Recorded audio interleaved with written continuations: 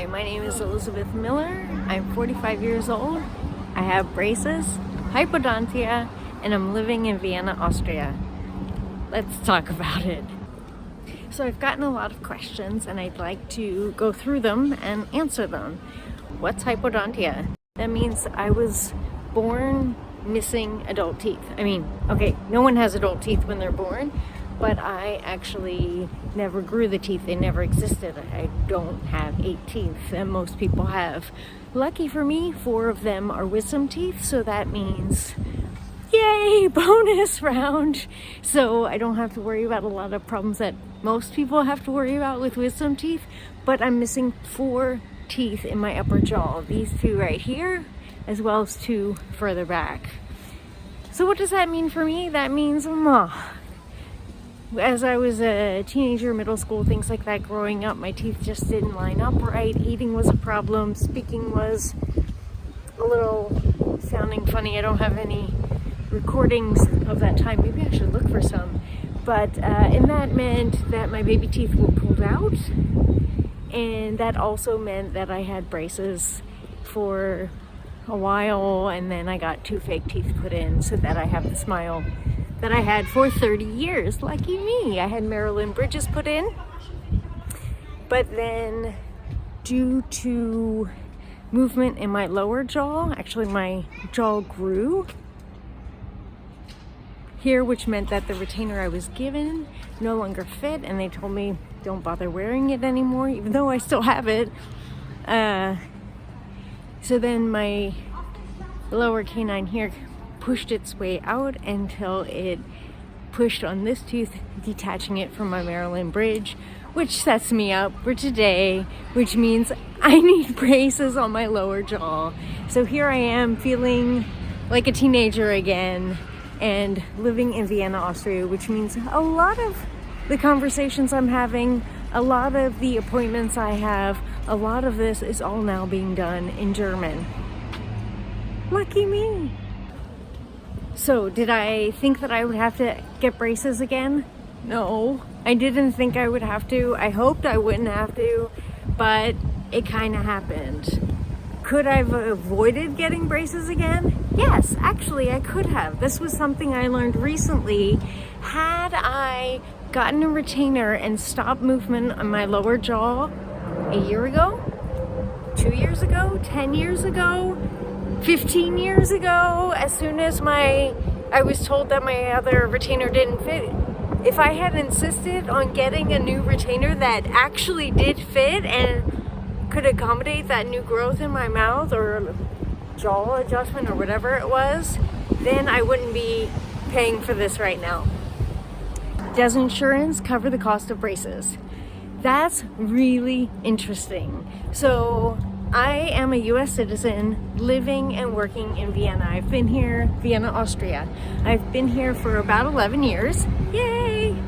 And I'm in the system, so I'm not here on holiday or travel insurance or anything like that. Like, I'm in the Austrian system, I'm working and living here and quite established in that. And so here, braces for children for medical necessity are fully covered.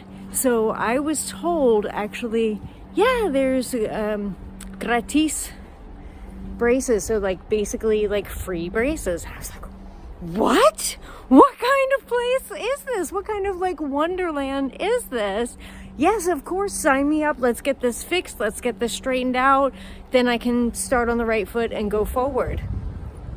However, that is only until you're 18 years old, and I'm not 18 years old anymore. So although I do have a medical basis and need for braces, there's a scale. I don't know the name of the scale, but it's from 0 to 5. 5 being like you absolutely positively need them. I'm a number 4 because I have hypodontia and some other topics in my mouth. That puts me in category 4, which means it's pretty necessary. I really need it to live a healthy life, to chew my food, to digest it, and all those kinds of, things that shouldn't be a luxury but a necessity for a healthy life. Because of that, I would be a candidate for it. However, I'm not within the age bracket, so that means I have to pay for it. Now, there is some coverage from the from the insurance. I believe for metal braces it's up to $500 a year. However, it's very rare for someone to get that full $500. And when you're looking at costs running between $2,000 to $10,000 as for total costs over 1 or 2 years, but over 1 or 2 years, like that's you know, it's a big difference. So I wouldn't say it's fully covered. No, not at all. Other questions? Does it hurt? Ha! You know, I'm not gonna lie, it does hurt. It did hurt the first day. However, it doesn't hurt as much as when I was a teenager. I mean, I remember getting my braces on as a teenager and just the first day, just like being in complete pain. And I just even remember my lips couldn't close properly and like just drool coming out when I was trying to eat and just having very little control over my normal mouth function. I also had a lot of missing teeth, so maybe that was part of it. I'm not sure if that's everyone's experience, but it was certainly mine. I also remember feeling then, as I do now, that when all my teeth are kind of linked together with a wire, it feels like one unit. So if I push here, I feel it kind of, that pressure spread out over the entire tooth. So that hurts. Now, as you notice, I only have braces on my bottom jaw. So that means it hurts half as much.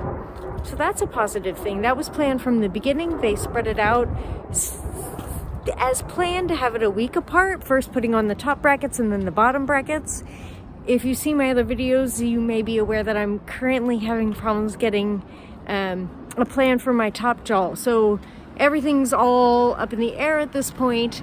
But to answer the question about whether it hurts or not, I would say it hurts less than when I was a teenager. 1, because I only have half of them on, and 2, because I have something called self-litigating braces, which means there are no rubber bands. There are no rubber bands holding the wire to the bracket. They're kind of little clips that clip around. You just clip in the wire, and then they can slide a little bit more easily and align themselves as they need to be aligned. And I only have to go and have a wire changed once every 3 months. So fewer appointments and less pain. That's not bad. It's kind of a good deal. I will say that my cheeks still hurt. When I sleep, I'm a side sleeper, and just also I have this blue substance on my back teeth to raise my bite so I don't bite off the front back brackets, which means most of my biting force is on those 2 blue teeth. They're not blue teeth, that's the substance that's blue, but because of that pressure and movement and all my chewing is happening back there, as well as I'm a side sleeper and I sleep on that, like those 2 brackets, not my back teeth, not my 12-year molars, but the ones just before them.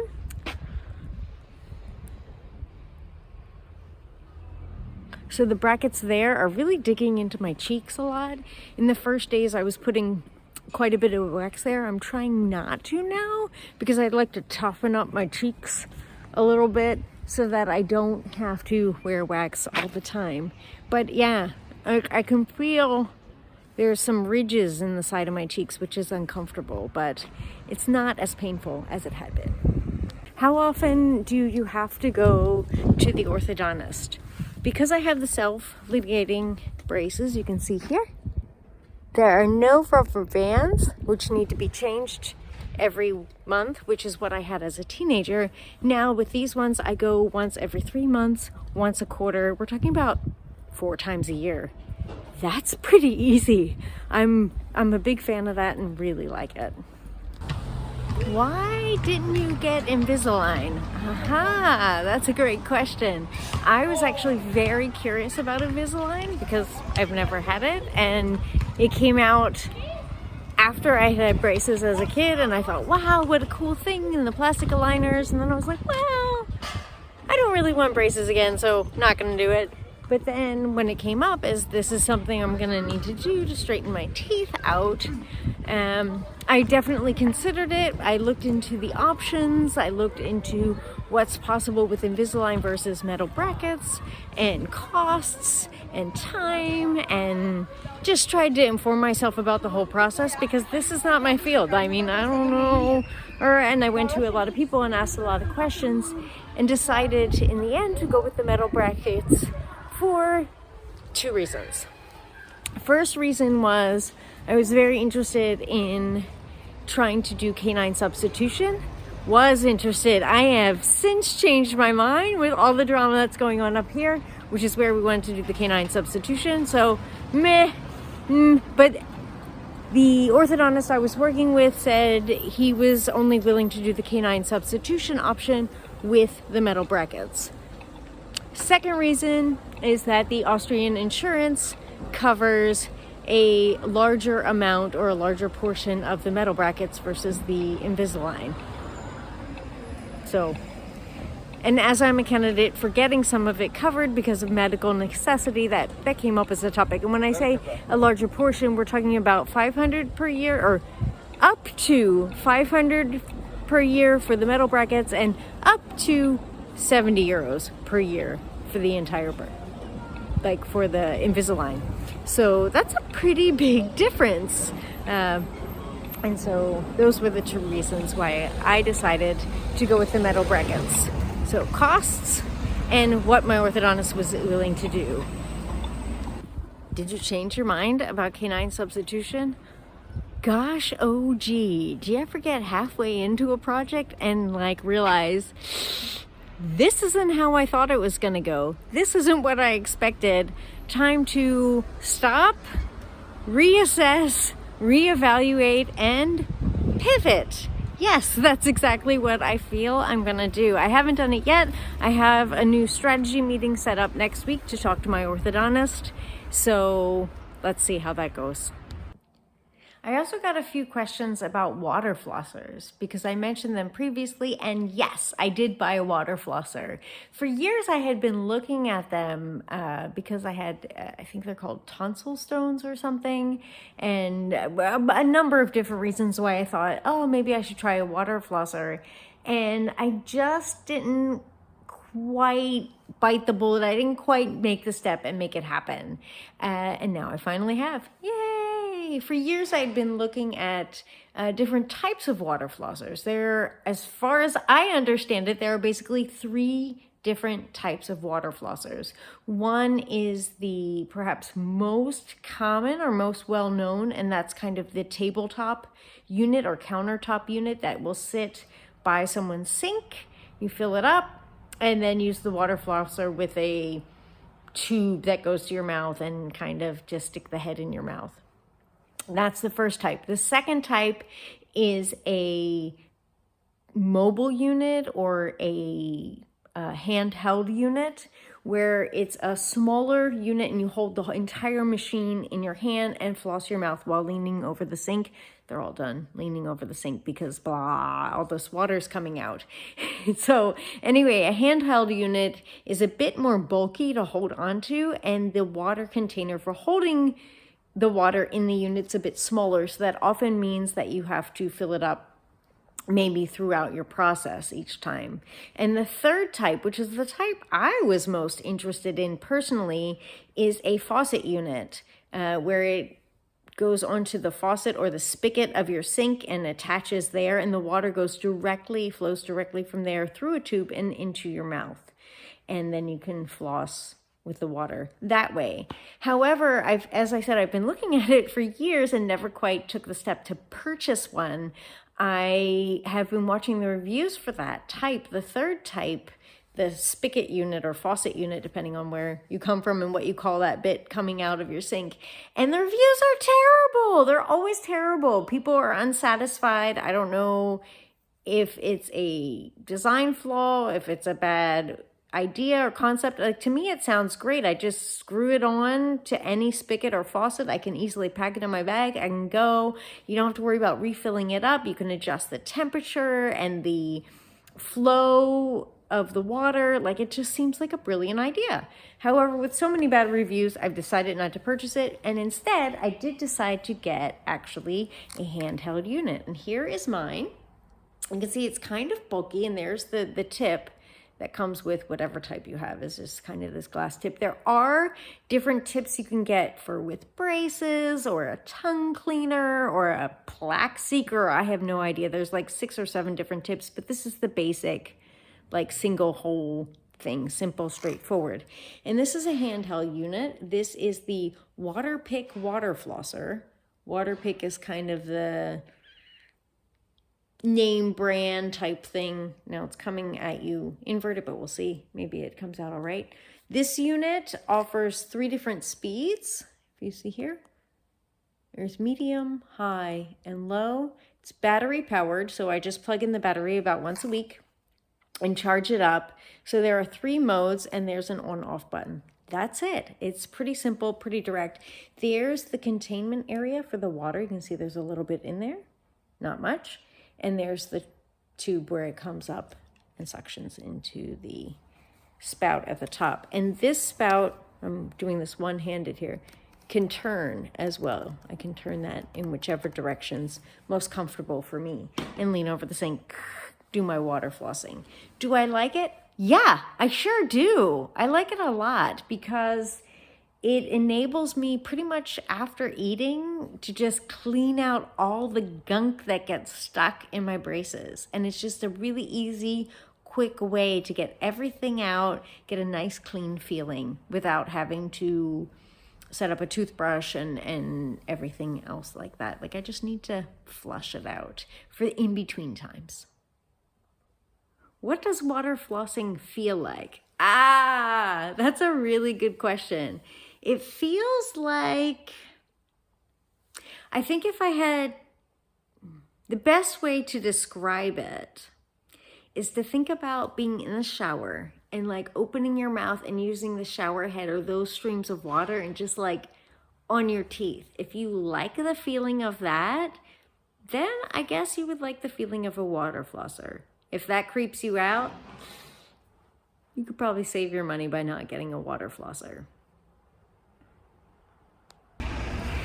So I've taken the time to answer a few of the questions that I've gotten, and a few of the questions I received, a few questions that came up for me also along the way. If you have any other questions or want to ask more about hypodontia, ask about my braces, ask about getting braces as an adult in Vienna, Austria, or anything else like that, please leave a comment below or send me a message and I'll be happy to try and get to your question.